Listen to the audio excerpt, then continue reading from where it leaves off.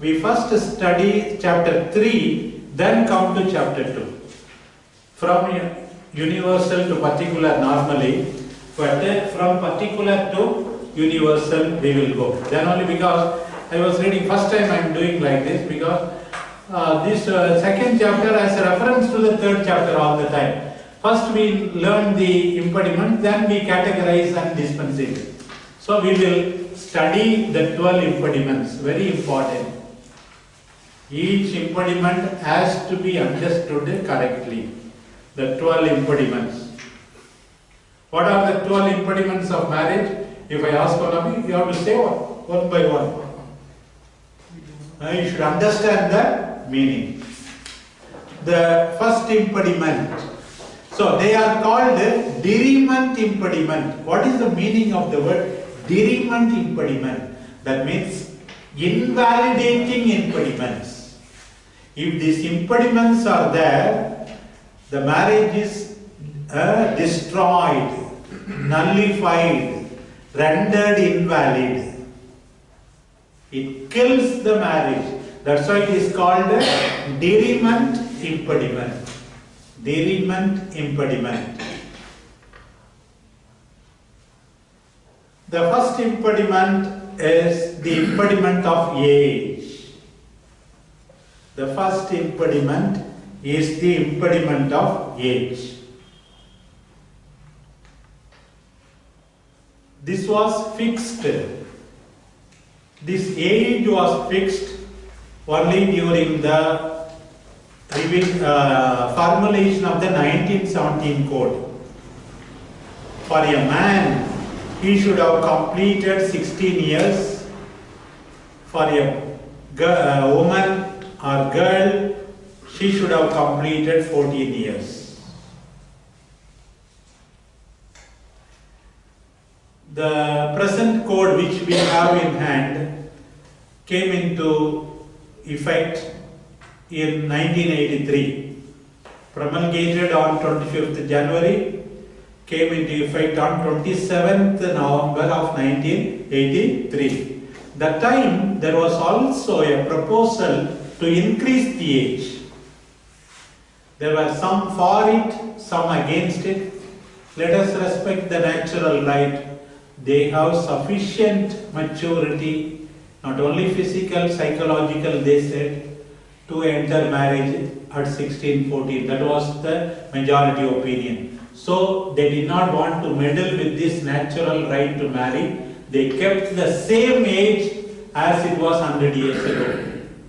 1917, okay. Another 70 years ago, the same age they retained. So what is the canonical age for the validity of marriage? 16 years completed and 14 years completed. So canonically, one completes the age on the completion of his birthday. Suppose today is my birthday. After tomorrow only, I will complete the number of years. Canonically, the first day is not included in the total. The last day is always included in the total. So canonically, that is given with regard to the reckoning of the time in Canon 203. The first day is not to be counted in the total, canonically. So we have to remember that the bishop's conference can always raise the age, not for validity but for lawfulness. That is given in the second paragraph. The bishop's conference can raise the age for marriage. In the case of CCBI and also CBCI, the other churches also, they have raised the age to the civil law age, which according to me remains 2118. 2118, unless we verify what brother says. 2121 it seems, maybe, I do not know. 2118. 2118. So it is raised. And we already said the previous canon, which said pastors of souls must dissuade, means advise against marrying below the age accepted in the region. Accepted against the region. Suppose somebody is, a boy is only 15, is the marriage valid or invalid? A marriage of a boy, invalid. Not only church law, but also civil law. Civil law valid. If the boy is 18, canonically it may be valid, but civilly it will be invalid. Invalid. Can the bishop dispense from the age? Can the bishop give dispensation? Somebody is coming. I am 2 months less than 16. Can the bishop dispense? No. No. First of all, civilly there will be problem. Don't dispense. But if you ask me, can he dispense? He can dispense. Because it is not divine law. It is only ecclesiastical law. Is there any other country in which like this age limit is permitted? Age limit, no country below 16. But many countries do not require 21 years. But they have raised from 16, but not raised up to 21. Some countries, even Sri Lanka, it was less that time when I was parish bishop. So when some people wanted to marry at the age of 20 and 17, they said you go to Sri Lanka and marry in the Sri Lanka church, nearby only. At that time, I don't know now present status. So it is canonically valid, civilly valid. Okay, that's it. So now you understand, no? So you all answered bishop cannot dispense.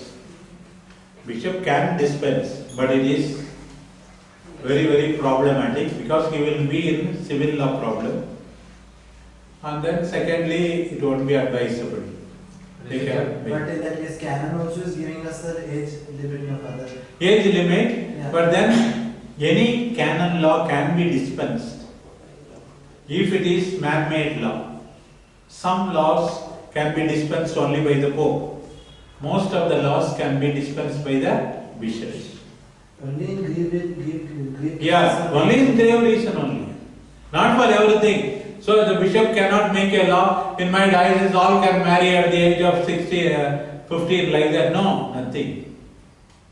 That's what, that is understood. Dispensation, definition 85 is a relaxation of a merely ecclesiastical law, meaning of dispensation. When there is a just and reasonable cause for the spiritual purpose, that is the definition. So you should never forget the meaning of dispensation. That is contained in Canon 85, Canon 87 and Canon 90. 85 says relaxation, law is not cancelled. And 87 says for the spiritual welfare of the faithful. Canon 90 says for the just and reasonable cause. That is what dispensation. Law is not cancelled. The obligation of the law is suspended in a particular case for the spiritual welfare of the person. So my question is, remember, any man-made law can always be dispensed. Because in certain situations, observance of the law is more harmful. Normally, following the law is helpful to us. But in a particular person's situation, observance of the law is more harmful to the person than non-observance. Who decides it? It is the competent authority, so accepts the person. The chapel is in the second floor. You already have a grave knee problem. So rule is that rule. The competent authority dispenses. Okay, you are dispensed from attending mass or coming to the second floor. So The competent authority should not ask the person to lose his knee altogether. So that's it. That is what the meaning of dispensation, which you should have studied, I am reminding. Okay. Now my question is, theoretically, can a bishop dispense? Yes. The reason is, because it is ecclesiastical law. Man-made law. Man-made law. Theoretically can be dispensed. Is it reserved to the Holy See? No. Because the law doesn't say it is reserved to the Holy See. Secondly, the rule is valid. Every dispensation can be given only when there is a just and reasonable cause.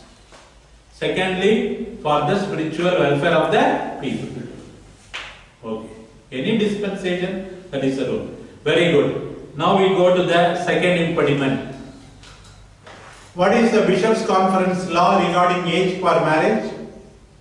I already told you. 21 age. Civil laws. Yeah, Bishops' Conference has raised the age and is to ask all the bishops to follow the civil law age for marriage. Clear now?